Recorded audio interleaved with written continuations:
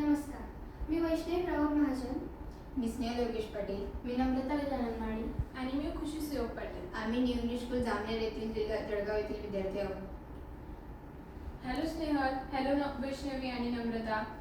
तुम्हाला माहित आहे, काल मी माझ्या भावाला शालेय माहिती गोळा करायला सांगितली, तर त्याने लगेच एआयच्या मदतीने सर्व माहिती गोळा करून 10 ते 15 मिनिटात ती पूर्ण केली. हो ना, दैनंदिन जीवनात एआयचा खूप वापर होत आहे.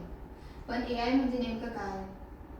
AI म्हणजे आर्टिफिशियल इंटेलिजन्स, जे माणसासारखं कृती करू शकतं, शिकवू शकतं, जे माणसासारखं कार्य करतं, त्याला AI असे म्हणतात. एआयचे भरपूर एक्झाम्पल आहेत, जसे गुगल असिस्टंट अँड सिरी, आणि अभ्यासासाठी जास्तीत जास्त वापर होणारे ChatGPT, जेमिनाय आणि परप्लेक्सिटी. त्याचप्रमाणे एआयचे खूप सारे बेनिफिट्स पण आहेत, जसे की save time and effort, reduce human error, make work fast and smarter.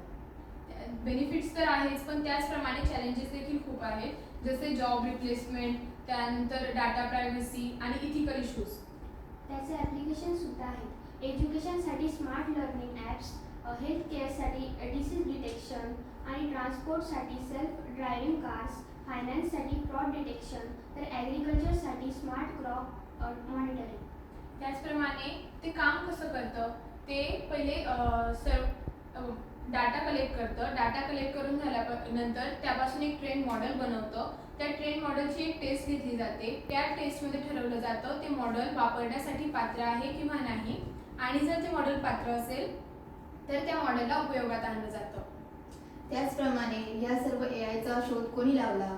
एआयचा शोध जॉर्ज मायकल टी यांनी लावलेला आहे. त्याचनंतर मी हे मान्य करते की एआयच्या उपयोगाने आपलं भारत नक्कीच विकसित होईल, आणि मी सुद्धा माझे करिअर एआयमध्ये बनवण्याची पूर्ण इच्छुक आहे. थँक्यू. थँक्यू. थँक्यू.